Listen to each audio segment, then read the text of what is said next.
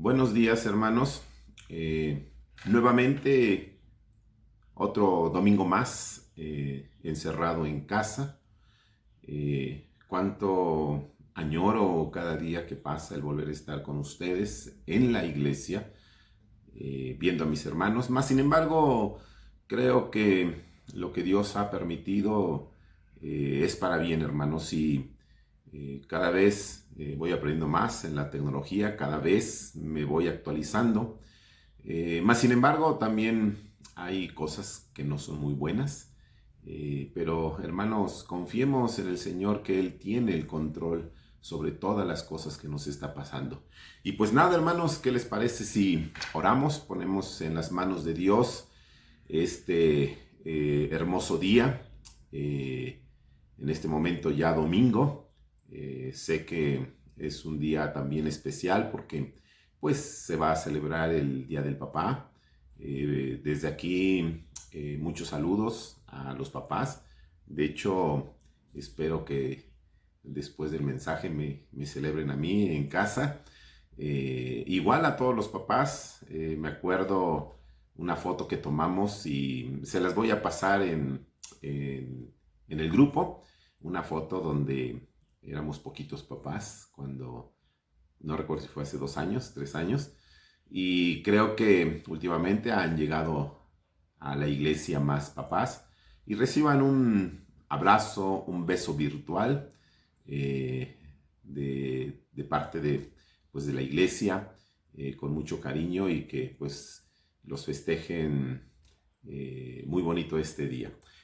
Ponemos en las manos de Dios este tiempo. Bendito Dios, gracias por la oportunidad nuevamente de estar a través de este medio, poder transmitir tu palabra.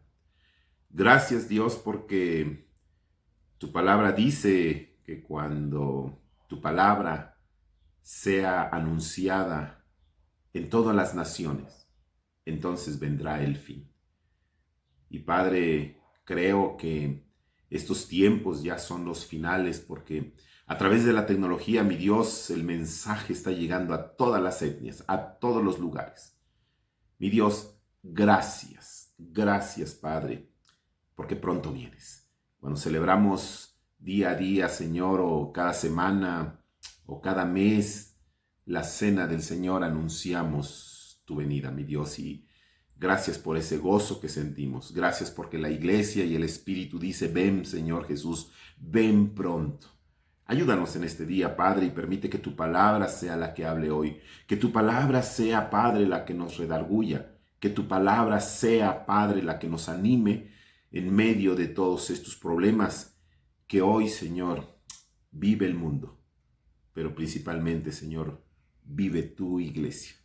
En Cristo te pedimos todo. Amén. Pues bueno, hermanos, tengo un tema muy que da miedo. Es un tema que normalmente le pido a Dios qué quieres para tu iglesia, en especial hoy. Y mis queridos hermanos de la Iglesia Labranza de Dios, Dios ha puesto este mensaje. ¿Y por qué digo que me da miedo? Porque el tema, casi normalmente no pongo tema a los mensajes, pero porque esperando que la misma Biblia, la misma Escritura sea la que les dé el mensaje. Y pues Paola luego me lo pide, porque ahí abajito pone ahí el tema. Los grandes maestros de la homilética dicen que dependiendo del título del tema es lo atractivo a veces de escuchar un mensaje de 1 hora, media hora, 20 minutos o un devocional de 3 minutos. Pero hoy le puse el tema que se llama el miedo, una manipulación del diablo. Sí, hermanos, puede ser que nos dé miedo, pero para un cristiano debe estar enfocado, ese miedo debe estar canalizado, básicamente apoyado en las promesas de Dios. Utilizamos mucho un salmo donde dice que aunque ande en valle de sombra de muerte, no temeré mal alguno, porque tú, Jehová, estarás conmigo. Y normalmente lo mencionamos, pero Mi mayor deseo, hermanos, es que podamos aprender hoy algo del miedo.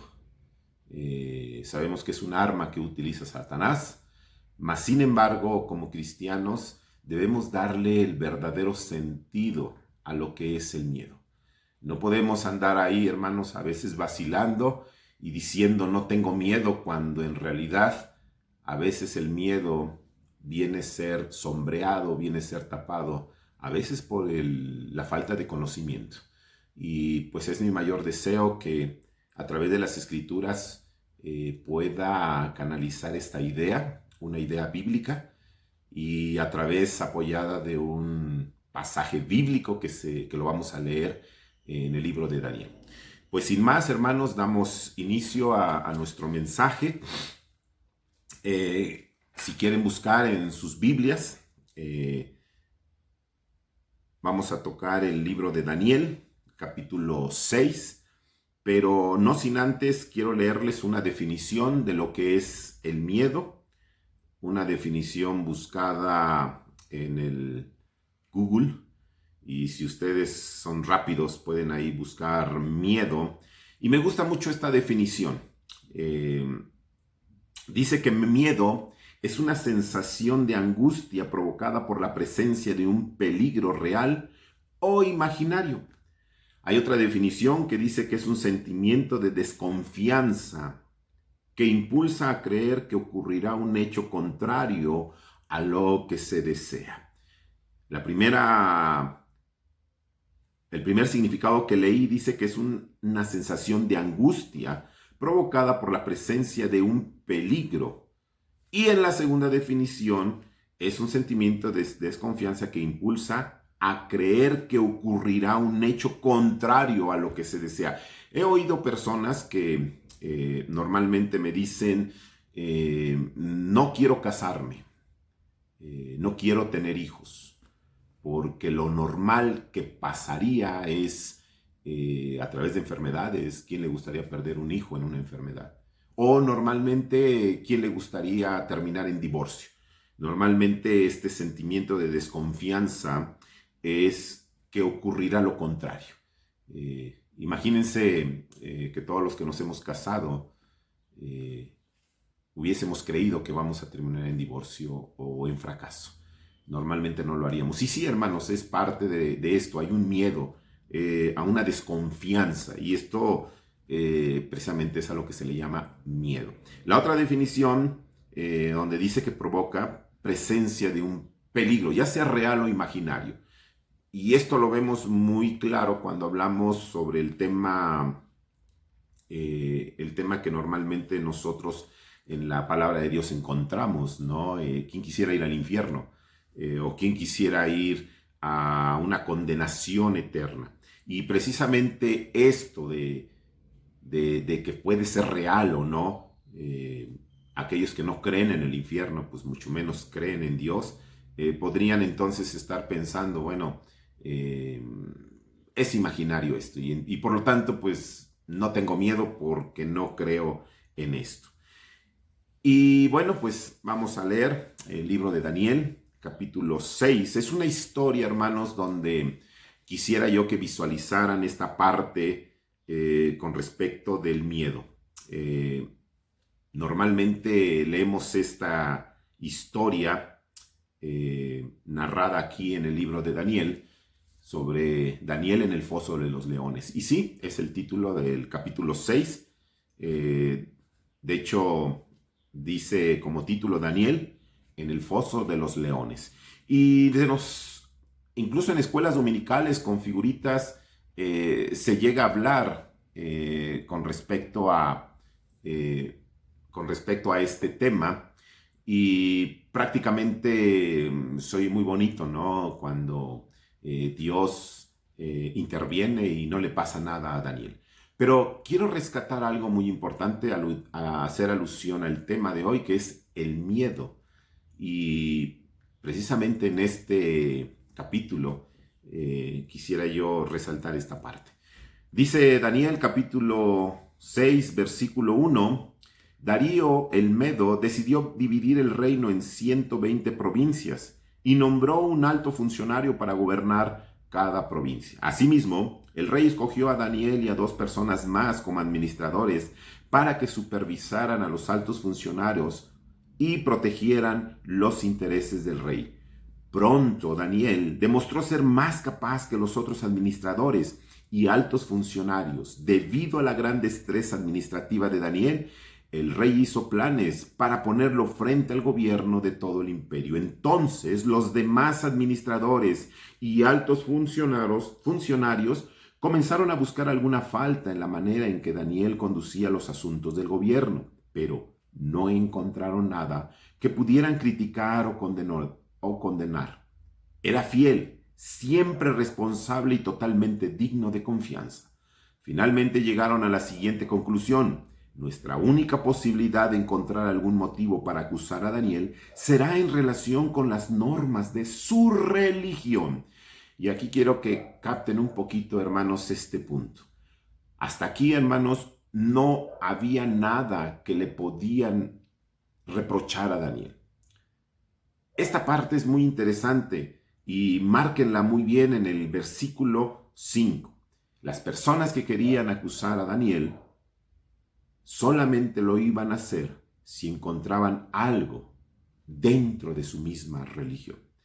Versículo 6. Así que los administradores y los altos funcionarios se presentaron ante el rey y dijeron: que viva el rey Darío. Todos nosotros, administradores, autoridades, altos funcionarios, asesores y gobernadores, nos hemos puesto de acuerdo. Primera mentira. Porque si leímos anteriormente, Daniel era parte de esos gobernadores. Y Daniel nunca estuvo enterado de estas maquinaciones que estaban haciendo sus enemigos. Nos hemos puesto de acuerdo en que el rey apruebe una ley que se haga cumplir estrictamente. Ordene usted que en los próximos 30 días, todo aquel que ore o quien sea, divino o humano, excepto a usted, su majestad, sea arrojado al foso de los leones. Ahora bien, su majestad emita y firme esta ley de tal modo que no pueda ser alterada. Una ley oficial de los medos y de los persas que no puede ser revocada. Así que el rey Darío firmó la ley. Sin embargo, cuando Daniel oyó que se había firmado la ley, fue a su casa y se arrodilló, como de costumbre, en la habitación de la planta alta, con las ventanas abiertas que se orientaban hacia Jerusalén. Oraba 3 veces al día, tal como siempre lo había hecho, dando gracias a Dios. Entonces los funcionarios fueron juntos a la casa de Daniel y encontraron orando y pidiéndole a Dios que lo ayudara. De manera que fueron directo al rey y le recordaron el decreto. ¿No firmó usted una ley por la cual durante los próximos 30 días todo aquel que ore a quien sea, divino o humano excepto a usted, su majestad, sea arrojado al foso de los leones? Sí, contestó el rey. Esa decisión sigue en pie. Es una ley oficial de los medos y de los persas que no puede ser revocada. Entonces le dijeron al rey: ese hombre Daniel, uno de los cautivos de Judá, no hace caso a usted ni a su ley. Sigue orando a su Dios 3 veces al día. Al oír esto, el rey se angustió mucho y procuró encontrar un modo de salvar a Daniel. Pasó el resto del día buscando una manera de librarlo de ese aprieto. Por la noche, los hombres volvieron a presentarse ante el rey y dijeron: Su Majestad, usted sabe que según las leyes de los medos y de los persas, ninguna ley firmada por el rey puede ser modificada. Entonces, finalmente el rey ordenó que arrestaran a Daniel y lo arrojaran al foso de los leones. El rey le dijo: que tu Dios, a quien sirves, tan fielmente te rescate. Así que te trajeron una piedra y la colocaron sobre la boca del foso. El rey selló la piedra con su sello real y los sellos de sus nobles para que nadie pudiera rescatar a Daniel. Luego el rey regresó al palacio y pasó la noche en ayuno. Rechazó sus entretenimientos habituales y no pudo dormir en toda la noche. Muy temprano a la mañana siguiente el rey se levantó y fue deprisa al foso de los leones. Cuando llegó allí, gritó con angustia: Daniel, siervo del Dios viviente, ¿Pudo tu Dios, a quien sirves tan fielmente, rescatarte de los leones? Y Daniel contestó: ¡Que viva el rey! Mi Dios envió a su ángel para cerrarles la boca a los leones, a fin de que no me hicieran daño, porque fui declarado inocente ante Dios, y no he hecho nada malo en contra de usted, su majestad.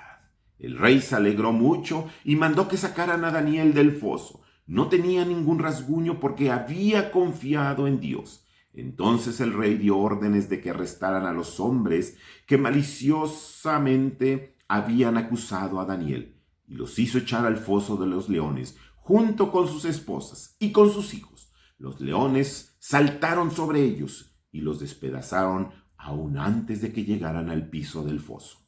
Después, el rey Darío envió el siguiente mensaje a la gente de toda raza, nación y lengua en el mundo entero: paz y prosperidad a todos ustedes. Ordenó que en mi reino toda persona tiemble con temor delante del Dios de Daniel, pues Él es el Dios viviente y permanecerá para siempre. Su reino jamás será destruido y su dominio nunca tendrá fin. Él rescata y salva a su pueblo, realiza señales milagrosas y maravillas en los cielos y en la tierra. Él ha rescatado a Daniel del poder de los leones. Así que Daniel prosperó durante el reinado de Darío y el reinado de Ciro el persa. Es un capítulo muy hermoso. En medio, hermanos, de tanta profecía que tiene este libro de Daniel. El libro de Daniel es uno de los libros de los profetas mayores. Dentro de los profetas se considera también menor, porque recordarán, ya les había mencionado, que menor por el contenido. No se puede comparar con el libro de Isaías, que es mucho más extenso. Quisiera yo mostrarte un poquito el contexto. Un contexto que no voy a profundizar mucho. Me gustaría, hermanos, que ustedes pudieran consultarlo incluso en libros de historia con respecto al rey Darío. Las fechas que normalmente esto sucede. Es interesante que menciona aquí al rey Darío. Recordarán, vimos en otra predicación un poquito más atrás sobre el rey Ciro.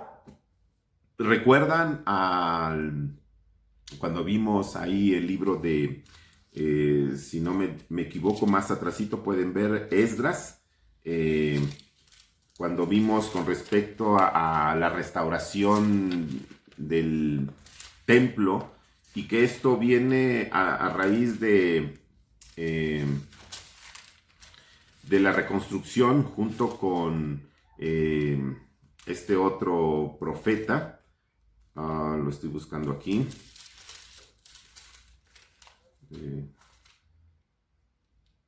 Nehemías. Y bueno, ellos tienen un decreto por medio de este rey Ciro. Me gustaría, hermanos, que ustedes también trataran ahí de investigar un poquito más. Es muy hermosa la historia, a mí me gusta mucho la historia.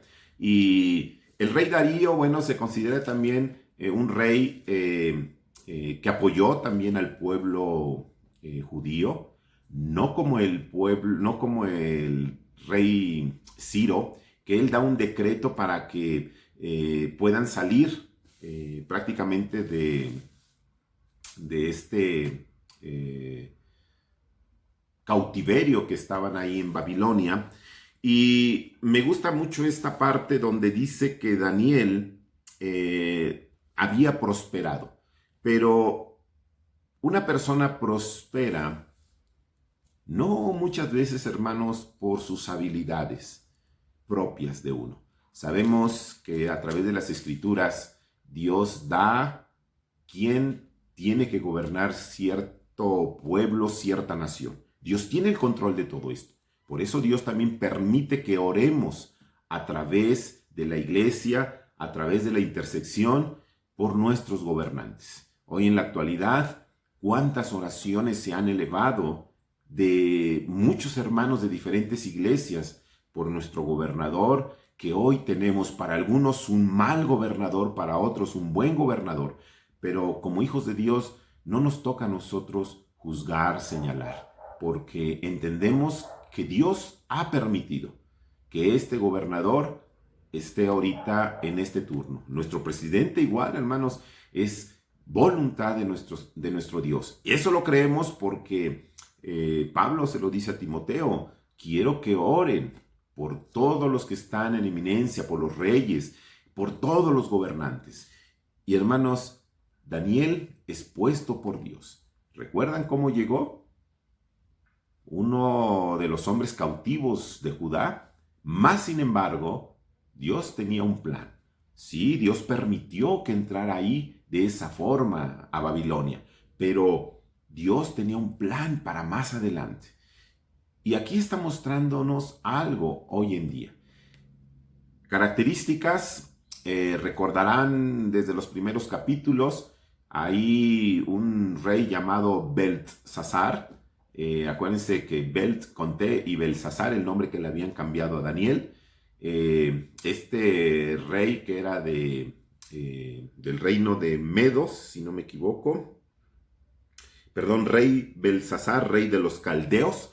Y cuando hay una mano que escribe en la pared unas letras ahí que eran Nene Tekel Uparsin, no sé si lo recordarán, esta parte donde dice que Daniel la interpreta y donde Daniel da la interpretación por medio de Dios, que Dios se la revela, y porque este rey Belsasar había utilizado todos esos instrumentos sagrados para el pueblo judío y los había usado para una fiesta, podríamos decir, con mujeres, con vino y todo lo que él hizo. Y en la noche, cuando ellos estaban en su plena fiesta, aparece esta mano con una escritura y bueno, causa un miedo, un temor. Y Daniel pues da la interpretación y el castigo esa misma noche, muere este rey Belsasar. A raíz de esa muerte, entonces, dice que Darío de Media tomó el reino, dice que siendo de 62 años. A partir de esto, Darío, el rey Darío, empieza a gobernar este imperio que anteriormente lo había tenido el rey Nabucodonosor. Este es el contexto que tenemos inmediatamente cuando llega Daniel. Va creciendo, va siendo próspero dentro de este cautiverio y bueno, llega al momento que está frente al rey Darío. Es interesante que este rey Darío algo sabía de Dios, algo sabía, porque había visto las maravillas que estaba haciendo con Daniel. Y dice que por su sabiduría, por su honestidad que tenía Daniel, había sido puesto como uno de los gobernadores. Había dividido todo el imperio en 120 sápatras y había puesto gobernadores sobre esos 120 sápatras. Y estos eran 3 gobernadores. Uno de esos gobernadores era precisamente Daniel. Pero este rey Darío había entendido que Daniel tenía un espíritu superior. Era fiel, que dice que no tenía ningún vicio. Daniel era una persona intachable. Pero precisamente por estas cualidades que Daniel tenía, también provocó cosas negativas en los demás. ¿Qué es lo que provocó? Celos humanos, y hubo algo que tenían que conspirar a través de la envidia que ellos sentían, porque ellos no podían soportar que una persona viniendo de donde vino pudiera ocupar el puesto que él tenía.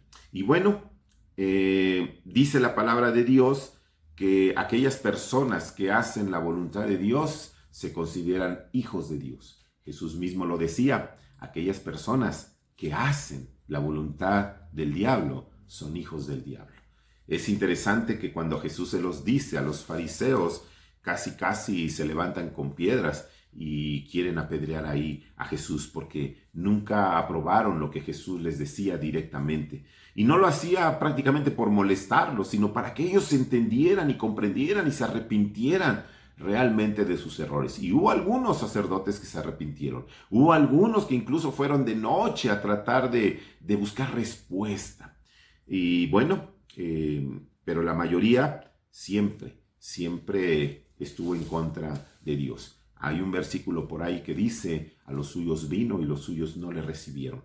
Y esto hace alusión que él había venido a aquellos que tenían la responsabilidad de guiar al pueblo, los religiosos, los encargados de estudiar las escrituras, mas sin embargo no lo hicieron. Por eso a los suyos vino y los suyos no le recibieron. Ellos fueron los que no le recibieron, porque hubo gente judía que le recibió, hubo gente que incluso se convirtió en sus discípulos, pero ellos no eran letrados, ellos no eran personas que se habían encargado de escudriñar las escrituras para guiar al pueblo. Los que lo debían hacer, lo hacían principalmente utilizando sus propias reglas, sus propias leyes, incluso sus propias tradiciones. Volviendo al tema de Daniel, solamente quiero abarcar esta parte, hermanos. Esta parte cuando Daniel es encerrado en un foso con leones.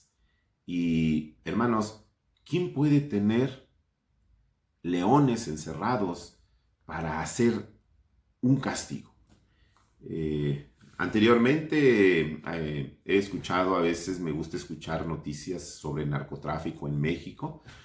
Y recuerdo que en Culiacán, muchos ranchos donde hay narcotráfico, hay lugares incluso donde mismos narcotraficantes han revelado que tienen ahí una jaula y tienen un león, un tigre, pero no lo tienen así como para adorno, sino que realmente aquellos enemigos que tiene el cartel, pues a veces son lanzados ahí y son destrozados esos hombres comidos vivos, con la única finalidad de que no quede evidencia de estas personas. Algunos los entierran, hay fosas clandestinas, pero se me hace curioso ver que esas prácticas no son de ahorita, hermanos. Se hacían antiguamente, estaba el Coliseo lleno ahí a veces como espectáculo y arrojaban a todo aquel enemigo del gobierno, incluso aquellos que eran cristianos también fueron torturados de esa manera. Bueno, aquí este reino del rey Darío se practicaba eso, ¿no? Y todo esto se logra a través de mentiras, de engaño, porque Daniel nunca estuvo de acuerdo cuando le cité ahí el versículo, creo que 5 o 6, donde menciona que fueron con el rey para que promulgara un edicto. Llegaron con esta parte que normalmente llega Satanás, que es la adulación. Adular a alguien para después pedirle un favor o sacar algo ventajoso. Esto mismo lo hicieron los enemigos de Daniel, que eran parte también del gobierno. Ahí dice que eran tal vez gobernadores y tal vez algunos funcionarios del gobierno, porque nadie quería a Daniel. Y no lo querían precisamente porque era una persona intachable. Posteriormente vemos esta parte donde todo este plan se concreta a veces con éxito y se logra lo que ellos quisieron, que se deshicieran de Daniel. Y la única forma era encontrar algo que él cayera. Y me gusta mucho esta parte de Daniel, cuando él se enteró de que habían firmado este edicto. Él sabía, hermanos, que ya con libertad no podría ejercer su adoración a Dios. Y hermanos, ¿cuántas veces a nosotros tenemos un problema? Y tal vez hoy llegue algo y tengamos que orar por un hermano que está en el hospital, ya sea por la pandemia, ya sea por otra enfermedad. Y normalmente decimos, bueno, pues vamos a orar, vamos a pedirle a Dios, vamos a interceder que Dios en su misericordia y en su amor lo sane. ¿Y cuántas veces agarramos y empezamos a partir de ahí a orar? Pero Daniel hizo lo que normalmente hacía. Antes de que se firmara este edicto, dice las Escrituras que él oraba como solía hacerlo, 3 veces. Y no eran oraciones como normalmente a veces practicamos en el desayuno, en la comida y en la cena, no, hermanos. Era una oración, una relación con Dios que Daniel practicaba. Y hermanos, cuando vino este problema, lo único que hizo es hacer lo que normalmente hacía. Qué hermoso sería que nosotros, cuando tuviéramos un problema, acudiéramos a Dios como normalmente acudimos a Dios. Cuando tenemos que enfrentar un miedo, un temor, vayamos a Dios como normalmente lo hacemos, a través de la oración, a través del ruego, a través de la súplica. ¿Hay diferencias? Claro que hay diferencias. A veces Dios tiene que permitir ciertas circunstancias para que nos demos cuenta de que lo que estamos haciendo, como lo venimos haciendo, no es del todo bien. Tiene que haber cierta modificación para que nosotros seamos agradables delante de Dios. ¿Recuerdan esta historia de Abel y Caín? Dios no castigó inmediatamente a Caín. Dios le dijo a Caín, lo que estás haciendo está mal. Recapacita. Pero Caín no quiso obedecer. Se ensañó más.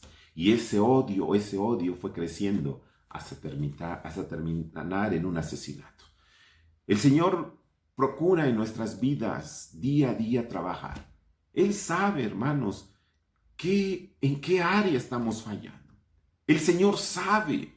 Muchas veces damos evidencia delante de los vecinos. A veces damos evidencia delante de los hermanos en la iglesia.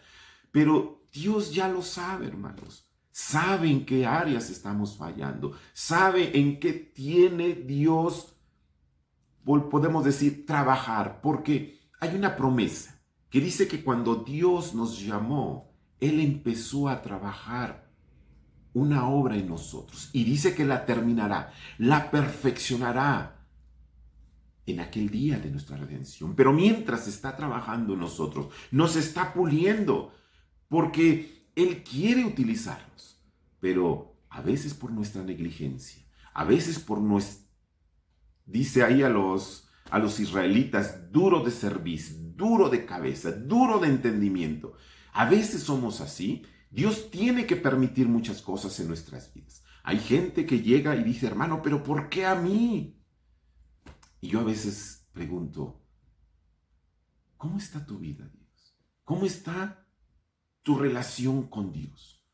Porque a veces eso me puede dar pauta y puedo decir, es porque Dios está actuando en tu vida. Es porque Dios es porque Dios quiere aquí. Y en el caso de Daniel, hermanos, es algo de admirar, es algo de imitar. Daniel practicaba esto. Y cuando viene este problema, simplemente va. Claro que empezó a tener miedo. Claro que empezó a decir, esto va a impedir muchas cosas. Pero él no trató de resolver sus problemas. Él primeramente fue a orar con Dios como solía hacerlo. Posteriormente vemos que aún con toda la oración, simplemente, ¿qué habrá pensado Daniel? Me encuentro a punto de entrar a un lugar donde no saldré sin vida. Ya había yo visto cómo Dios había salvado a mis amigos allá en el horno. Y dice las Escrituras que ni un pelo fue quemado. Él confiaba en ese Dios. Él creía en ese Dios poderoso. Sabía que Dios lo podía librar, claro. Pero también sabía que si no era la voluntad de Dios, Él quedaría ahí. Pero mi pregunta sería, hermanos, ¿habrá tenido miedo Daniel? Desde el momento que fueron ahí con el chisme y decirle, pues ya encontramos a Daniel y es digno de ser echado al foso de los leones. Cuando Daniel es arrestado y llevado, ¿habrá sentido miedo? ¿Recuerdan las dos definiciones al principio? ¿Algo o un temor a lo desconocido? ¿Será que dice aquí quedé? Pero quería yo enfocarme prácticamente ahí en este punto, hermanos. En el miedo que pudo haber sentido Daniel. O de otra forma decirlo, ¿el cristiano tiene que tener miedo? ¿O es pecado tener miedo? O si no tengo miedo, quiere decir que confío mucho en Dios. Miren, si yo les pudiera hacer una pregunta ahorita, y la pregunta sería esta, y a lo mejor tengan 5 segundos para contestarla. ¿En qué parte de la Biblia se menciona por primera vez la palabra miedo? Corre el tiempo.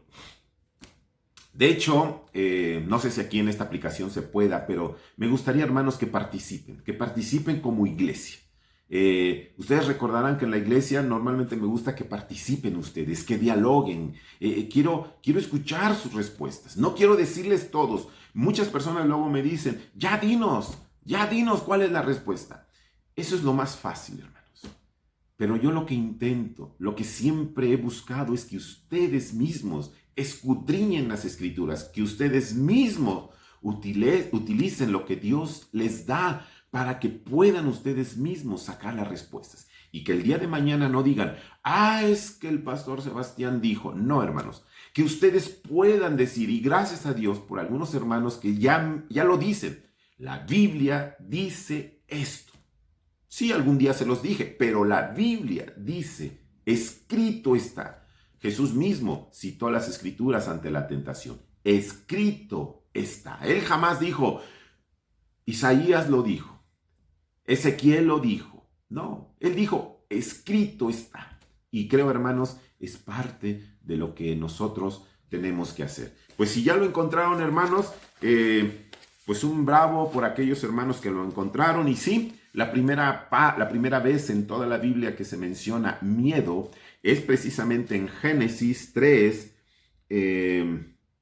versículo 10, donde dice, y él respondió, oí tu voz en el huerto y tuve miedo, porque estaba desnudo y me escondí.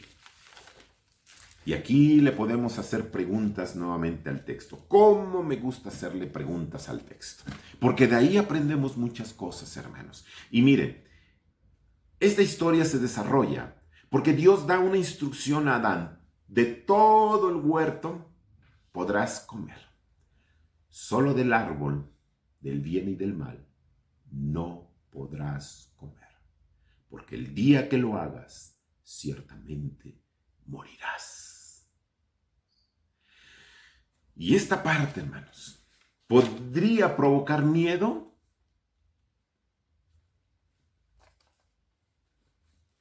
Dice las Escrituras que cuando Dios lo llama, Adán contesta, oí tu voz, oí tu voz y tuve miedo. Pero no por escuchar su voz, hermanos, porque anteriormente la escuchaba. Pero ahora tiene miedo. Pero el miedo, la respuesta está porque estaba desnudo y me escondí. Y la pregunta sería, hermanos, ¿el estar desnudo le provocó miedo? Porque según el versículo 10, lo que le causa miedo es porque estaba desnudo. Pero no, hermanos, porque quiere decir que anteriormente él estaba desnudo. Él veía a Eva desnuda y nunca tuvo miedo. Entonces, ¿qué es lo que le causó miedo, hermanos? La voz tampoco, la escuchaba. Y tampoco Dios le habló en otro tono. Como cuando nosotros de chico hacíamos algo y de repente oímos a la madre o al papá diciendo, ¡ay, quién hizo esto! Y cita nuestro nombre. En ese momento empezamos a temblar porque ya sabemos que su lenguaje corporal nos está diciendo que ha descubierto la travesura, la maldad que hemos hecho. Pero, según las Escrituras, Dios no le está hablando en otro tono. Dios le está hablando como normalmente le hablaba. Que sabía Dios lo que había hecho, Él es Dios. Y ya lo sabía. Pero el hombre dice que tuvo miedo. No voy a contestar esta pregunta, se las dejo de tarea. Y quisiera, hermanos, que normalmente luego veo y a ver cuántos escucharon el mensaje. Normalmente somos 20 familias. Y cuando veo ahí 20, 25, digo, gloria a Dios, los hermanos escucharon el mensaje, escucharon la predicación del domingo. Pero cuando veo 2, 3, como que digo, híjoles, no están escuchando los mensajes. Y me gustaría que ahora ahí pudiéramos en el grupo, que pudieran dar sus definiciones. Y si no quieren ahí hacerlo, pues háganlo directo en mi WhatsApp, mándenme ahí la respuesta. ¿Por qué? ¿A qué le tenía miedo? ¿Qué fue lo que le tuvo miedo a Adán? Y la siguiente pregunta. Dios le dijo, ¿quién te enseñó que estabas desnudo? Y la segunda pregunta es, ¿has comido del árbol de que yo te mandé no comieses? Dios le hace 2 preguntas a Adán. La primera, ¿quién te dijo que estabas desnudo? Segunda, ¿has comido del árbol que yo te mandé no comieses? Y en el versículo siguiente, Adán le contesta solamente una pregunta. La mujer que me diste me dio de comer, pero no contesta la primera que le dijo Dios. ¿Quién te enseñó que estabas desnudo? Y la siguiente pregunta, hermanos, para que ustedes la contesten y puedan tener participación en el culto, como normalmente lo hacemos, es que me den la respuesta, hermanos. ¿Quién le enseñó a Adán que estaba desnudo? Esta pregunta no se contesta, está implícita, o sea, está dentro del texto. Oren, piden ayuda del Espíritu Santo y espero sus respuestas. Solamente quería yo citar este texto, hermanos, por la vez primera que se produce o se menciona la palabra miedo. Regresamos a nuestro capítulo porque ya tengo que ir cerrando el mensaje. Y entonces volvemos con la pregunta, ¿habrá sentido miedo Daniel? Definitivamente, hermanos, sí. Sí. ¿Es pecado tener miedo? No. Definitivamente, hermanos, no es pecado tener miedo. Entonces, ¿qué es lo que agrada y desagrada a Dios? Precisamente, hermanos, lo que el miedo puede ocasionar en nuestras vidas. Tristemente, hoy estamos viviendo una pandemia. Y tristemente, hermanos, los que ya salieron de la pandemia hace un mes, como China, Estados Unidos, están volviendo a tener rebotes o rebrotes. Por ahí decían rebotes o rebrotes. Son rebrotes. Y vienen más fuertes, tal vez, hermanos. ¿Da miedo? Claro que da miedo. Pero quiero decir estas palabras con mucho cuidado. No quiero ofender a nadie, hermanos, porque es algo que yo he visto.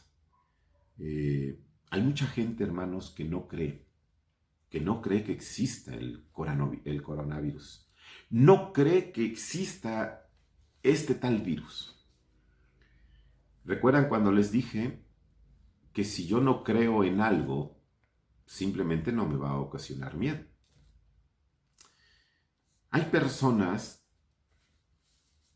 que creen que hay el virus, pero son víctimas de ese miedo, porque viven totalmente espantadas. Ya no saludan, no besan, ni siquiera las medidas de sanitización que hay, las toman exageradamente, hermanos.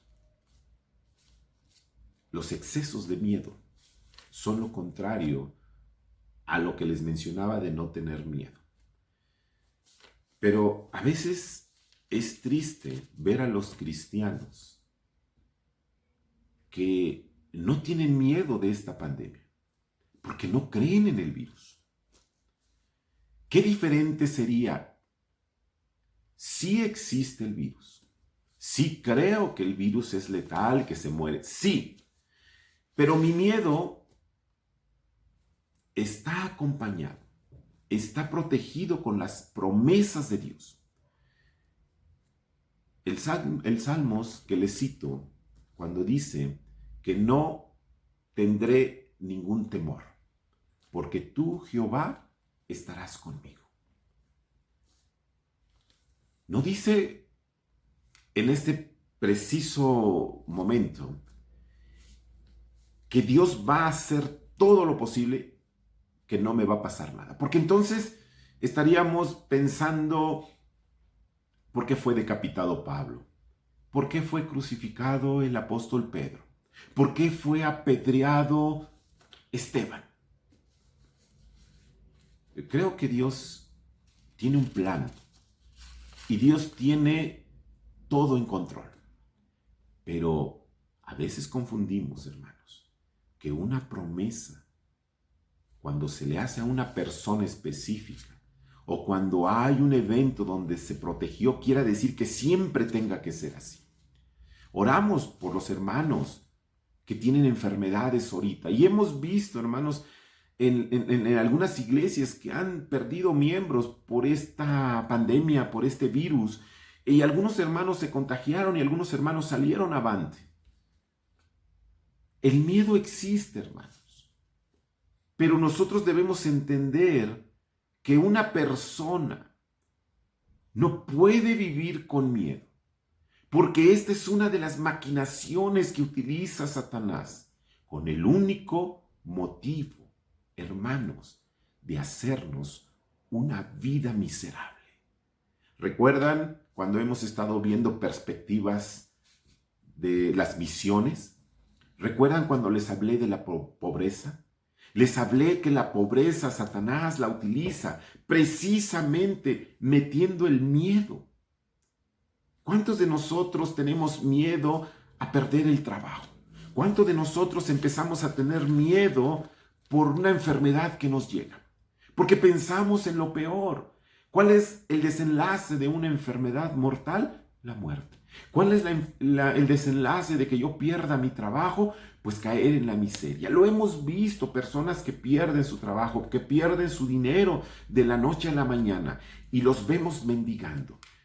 Hay personas que no soportan y se suicidan. Hay personas que no pueden enfrentar esos problemas y se dedican a los vicios. Hay personas que no pueden lidiar con esto y terminan en un manicomio. Pero la palabra de Dios dice que los cristianos no desconocemos las maquinaciones de Satanás. Y hermanos, nosotros no podemos desconocer que Satanás utiliza el miedo precisamente para que vivamos empobrecidos, miserables. Nosotros tenemos que confiar en Dios, hermanos. Claro que tenemos miedo, pero mi miedo está cobijado por las promesas de Dios. No temeré mal alguno, porque tú estarás conmigo. No temeré al terror nocturno, no temeré a saeta que vuele de día, no temeré al virus, porque tú estarás conmigo. ¿Saben lo que está diciendo el salmista aquí, hermanos? Mi confianza está en ti. Mi confianza está puesta en ti, porque sé que tú me darás lo mejor. Si lo mejor es estar en tu presencia, en este momento ahí estaré. Pero si lo mejor para mí es estar en medio de la pandemia, tú estarás conmigo. No temeré mal alguno. Si tú me dices, ven, yo estoy aquí y abajo está el agua, y yo te estoy diciendo, ven, es que tú me cuidarás.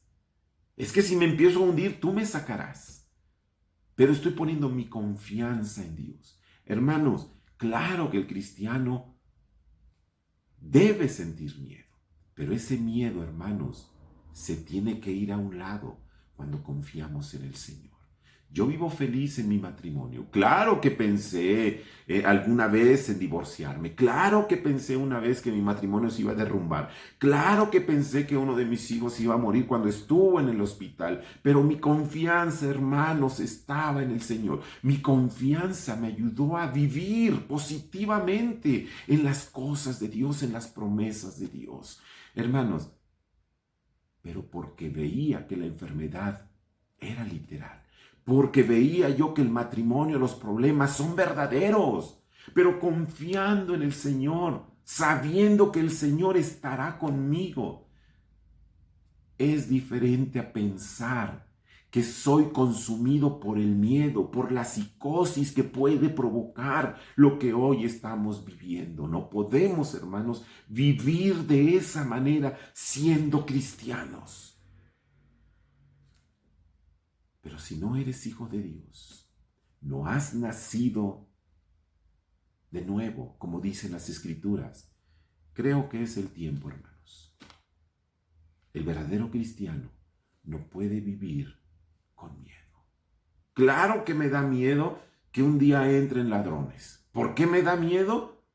Porque un día ya me robaron, porque un día me asaltaron, pero yo no puedo vivir con el miedo. Día a día estoy enfrente de un local comercial y entra gente malviviente, gente que se ve que es maleante, pero tengo que trabajar. Me asaltaron ahorita, mañana. ¿Tengo que cerrar mi negocio?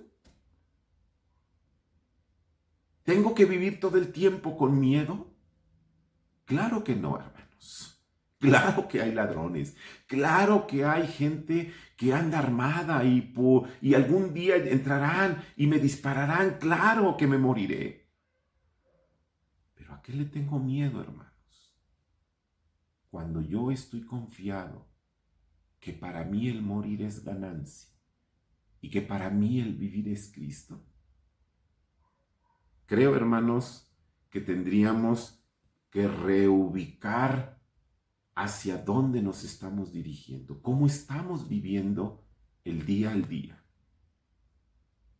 Algún día te enfrentarás con los problemas y le pedirás ayuda a Dios, porque si no tienes miedo, pues entonces ¿de qué le vas a pedir ayuda a Dios? Pero cuando tu miedo Dios lo toma, cuando tu miedo es sostenido por Dios, el miedo lo toma Dios. Y Dios te da la confianza, te da la seguridad, la paz que solamente Dios puede darnos en sus promesas.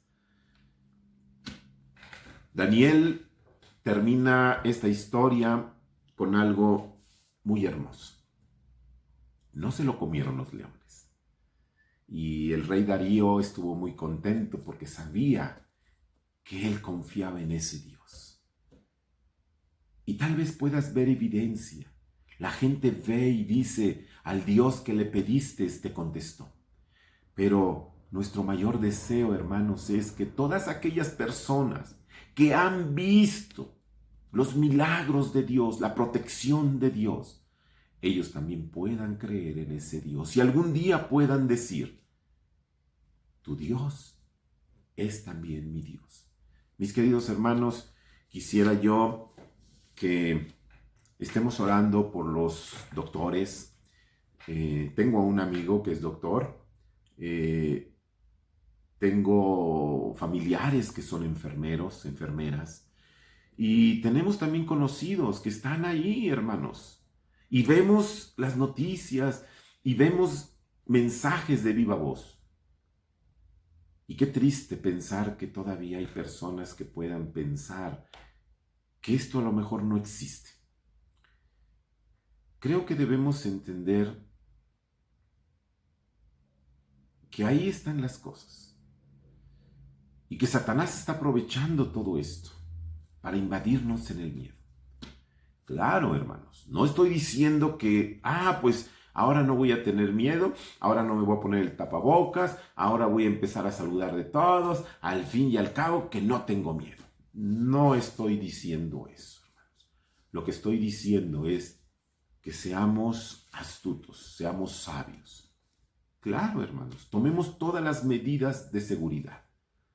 Pero eso no puede impedir, hermanos, que yo salga a trabajar. Esto no puede impedir, hermanos, que yo obedezca a las autoridades. Esto no puede impedir, hermanos, que yo pueda acudir cuando es necesario a compartir la palabra a una persona que está muriendo de COVID o a una persona infectada.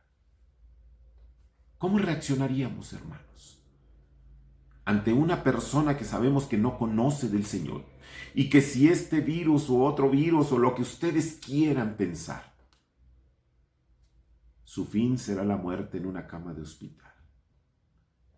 Y no estoy haciendo nada por ir a verle. No estoy haciendo nada por ir y llevarle el mensaje de salvación.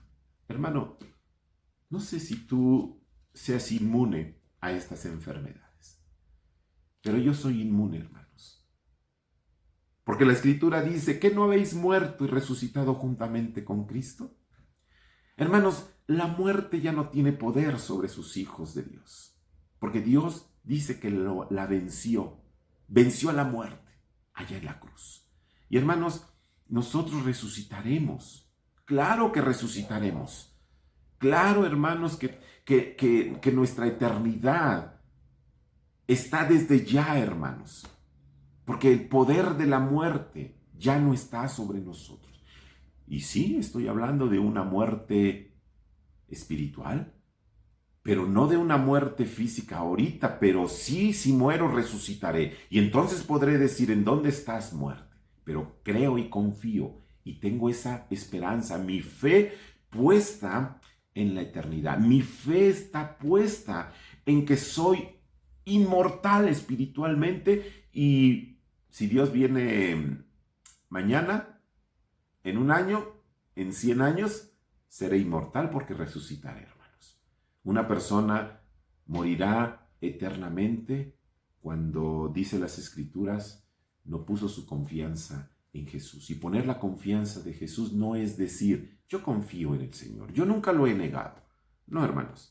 Confiar en el Señor es hacer la voluntad de Dios, someterme a la voluntad de Dios, cada día buscar su santidad, cada día buscar alejarme del pecado. Solamente así, hermanos, nosotros daremos evidencia que habremos nacido de nuevo. ¿Cuánta gente hemos visto que a través del miedo, al miedo a la miseria, al miedo a la enfermedad, le da la espalda a Dios? ¿Cuántas veces hemos visto a hermanos volver atrás porque el miedo los ha consumido?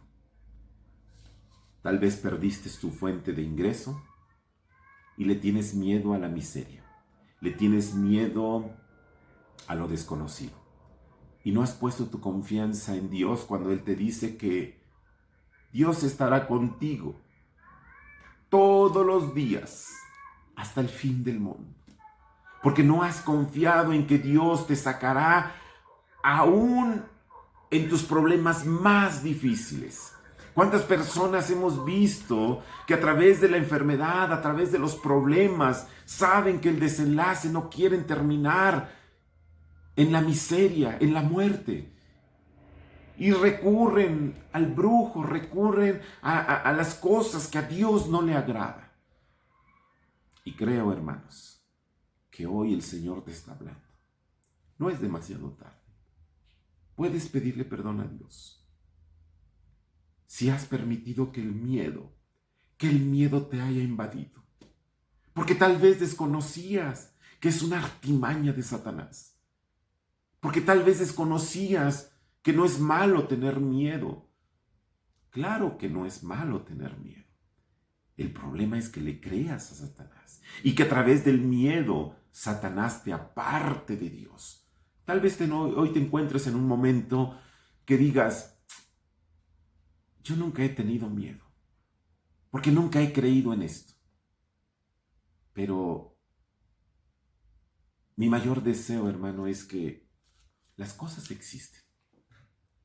Déjaselo a Dios. Pon tu confianza en Dios.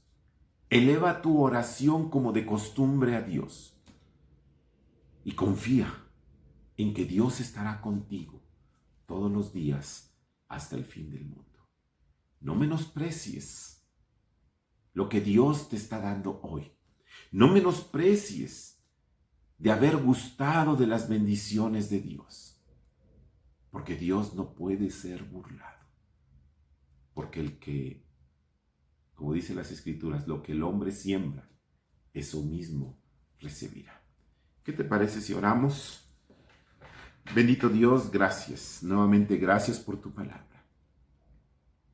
Y en el nombre de Jesús, Señor, ayúdanos. Ayúdanos, bendito Dios, a poner nuestros temores, nuestros miedos en ti. Porque es la única manera, mi Dios, en que tú nos harás descansar. ¿Cuántos nos dormimos con miedo? Porque alrededor vemos las enfermedades, los hurtos, los asaltos. Porque he dejado mi auto, mis cosas afuera en la calle. Y tengo miedo de perder las cosas. Tengo miedo de perder mi vida. Tengo miedo de que me hagan daño. Pero ¿cuántas veces nosotros mismos nos apoyamos en las Escrituras cuando dice que en paz me acostaré? En paz me acostaré. Y esta paz es porque he confiado en ti. Y cuando el salmista termina, en paz me acostaré y asimismo dormiré. ¿Por qué?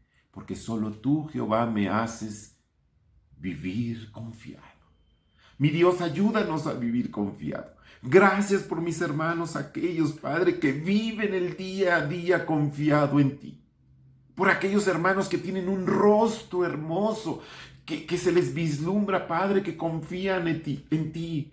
A pesar de su miseria, a pesar de la escasez, a pesar de la enfermedad, a pesar de la escasez de muchas cosas. Gracias por mis hermanos. Gracias por ellos, mi Dios. Porque han aprendido, Padre, a confiar en ti. Claro que tienen miedo. Claro que tienen miedo, Padre. Pero confían en ti. Ayuda a mis hermanos, mi Dios, que no han confiado plenamente en ti. Gracias por aquella persona, mi Dios, que en la semana pudo haber estado contagiada. Y claro que tuvo miedo. Pero gracias porque tú le ayudaste.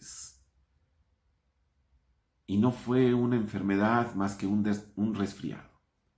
Gracias porque la sacaste adelante, mi Dios. Gracias porque confió en ti. Y le has dado una oportunidad de vida, aún en medio de esta pandemia. Gracias porque no fue el COVID. Y te ruego, mi Dios, te ruego, Padre, que ella pueda entregarse más plenamente en ti. Porque tú eres un Dios fiel, un Dios verdadero. Y eres un Dios, Padre, que no puede ser burlado. Gracias por tu iglesia. No sabremos cuándo regresaremos a la normalidad. Y te ruego, Dios, que nunca regresemos a esa normalidad que hemos estado viviendo. Una iglesia apagada, una iglesia tranquila. Mi mayor deseo, Padre, y tú lo sabes, Dios, que nos convirtamos en una iglesia misionera, en una iglesia, Padre, que haga trabajo social alrededor de ahí, porque nos has puesto por algún motivo. Y permite, mi Dios, que la gente vea, Padre, que estamos ahí para servirles, no para criticarles, no para condenarlos, no para señalarlos, no para menospreciarlos, sino para hacer lo que tú viniste a hacer. Para orar por ellos, para ayudarles, para presentarles el Evangelio, las buenas noticias de salvación. Ayúdanos, Dios, ayúdanos. Y que pronto, Padre, podamos entender que tú vienes pronto, Señor. En Cristo te lo pedimos, Padre. Amén. Dios me los bendiga, hermanos. Y primero Dios, y si Dios quiere, pronto nos veremos.